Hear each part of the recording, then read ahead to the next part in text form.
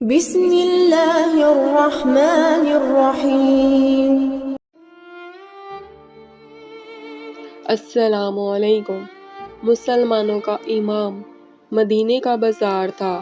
گرمی کی شدت اتنی زیادہ تھی کہ لوگ نڈھال ہو رہے تھے۔ ایک تاجر اپنے ساتھ ایک غلام کو لیے پریشان کھڑا تھا۔ غلام جو ابھی بچہ ہی تھا، وہ بھی دھوپ میں کھڑا پسینہ پسینہ ہو رہا تھا۔ تاجر کا سارا مال اچھے داموں بک گیا تھا، بس یہ غلام ہی باقی تھا جسے خریدنے میں کوئی بھی دلچسپی نہیں دکھا رہا تھا۔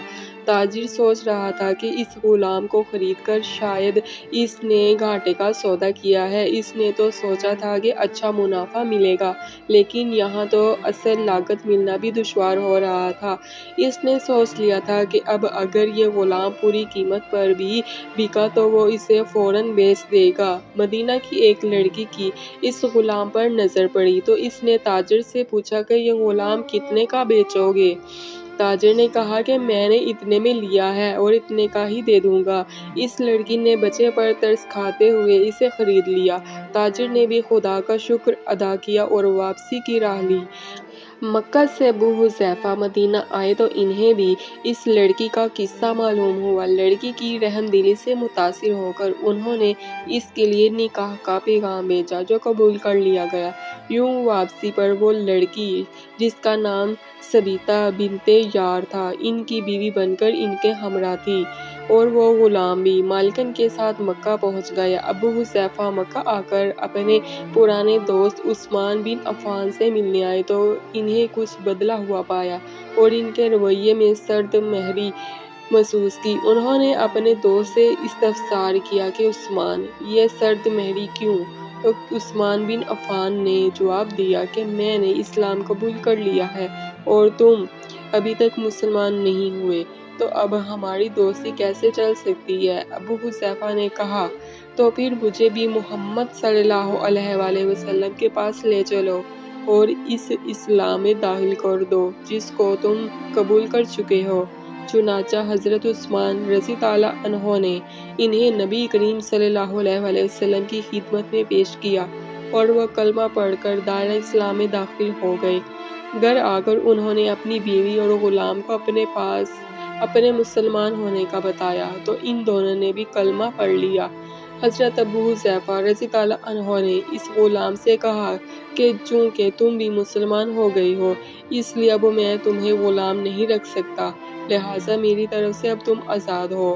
غلام نے کہا، آقا میرا اب اس دنیا میں آپ دونوں کے سوا کوئی نہیں ہے، آپ نے مجھے آزاد کر دیا تو میں کہاں جاؤں گا؟ حضرت ابو حذیفہ رضی اللہ عنہ نے اس غلام کو اپنا بیٹا بنا لیا اور اپنے پاس ہی رکھ لیا۔ غلام نے قرآن پاک سیکھنا شروع کر دیا اور کچھ ہی دنوں میں بہت سا قرآن یاد کر لیا، اور وہ جب قرآن پڑھتے تو بہت خوبصورت لہجے میں پڑھتے۔ ہجرت کے وقت نبی کریم صلی اللہ علیہ وآلہ وسلم سے پہلے جن صحابہ نے مدینہ کی طرف ہجرت کی، ان میں حضرت عمر رضی اللہ عنہ کے ساتھ حضرت ابو حذیفہ رضی اللہ عنہ اور ان کا یہ لے پالک بیٹا بھی تھا۔